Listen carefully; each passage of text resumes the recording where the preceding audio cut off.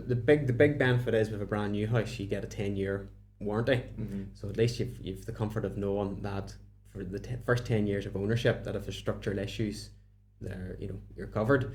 But then likewise, with a pre-owned house, it might be something where you want to actually come in and put your own stamp on the house. So it comes back to, again, your needs and your wants. And I like that the condition age side of things as well is like a lot of people sometimes think to themselves, I need a new build house because it's not it's not that old, it's maybe only 2 or 3 years old. I should be able to get 20, 30, 40 years out of this. The flip side of it is an older house as well has been built and still standing after 20 years, so like the age sometimes I think people maybe focus on and kind of go, oh, it's an older house, I'm not too sure about that. Whereas if you think on it's a house and it's meant to stand, and the chances of having real issues with it is probably quite slim. Yeah. Especially if you obviously get a survey done to make sure that everything's in order.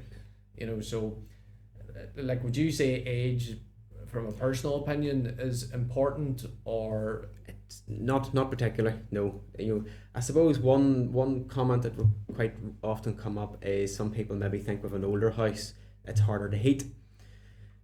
That could be arguable, but I think if the house is run properly, it generally shouldn't be an issue. So a surveyor informed me one time, is just to explain, an old house, it's not built like today.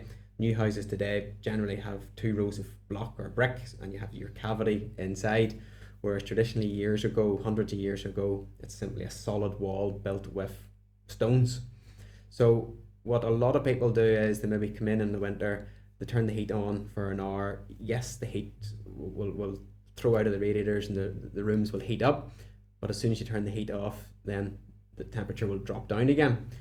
But if heated properly, so if the heat's on regularly for longer periods, those stones over a period of weeks and months will just gradually heat up and will hold the heat, so that then you don't need as much heat on. So for instance, in my house at home, whether I'm during the winter months, if I'm home at night or in the evenings or not, the heat is still on for a set number of hours in the morning, in the evening, to keep a constant heat. Now, I'm not saying you keep the heat on all the time, because there's different theories about that as well.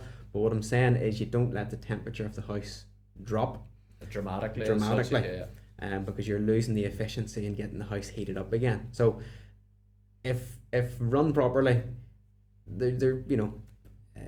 an older house shouldn't you shouldn't be put off by an older house. And I suppose as well, it's like I've obviously previously lived in a terraced house as well, and the heat and even those houses, because of they're stuck in a row, you've only got your front and your back essentially that's exposed. Yeah. The heat in the upstairs of them sometimes would nearly put you out. Yeah. But if you had a bungalow, you've maybe got 4 walls that are out facing, and essentially could end up losing more heat with that. So there's probably different things that you could really, we could probably get bogged down into really discussing this and having a real debate about it. It's a complete different topic. A house on that note actually comes with an energy performance certificate, and it gives you a rating of how efficient the house is. So that can give you an indication before you buy the house. And it could be something that, yes, the rating might be a wee bit lower than what you want, but it does give you suggestions as to what changes need to be implemented to increase it. So it might be just the case of buying a new boiler, replacing the boiler, and those sorts of things. Would the likes of like insulation and stuff fall in under that as well? So an EPC will give you all that. It'll tell you if there's insulation in, or it'll maybe give you an assumption if there's insulation and what the rating is, and perhaps if you did increase or install insulation, then that'll improve it.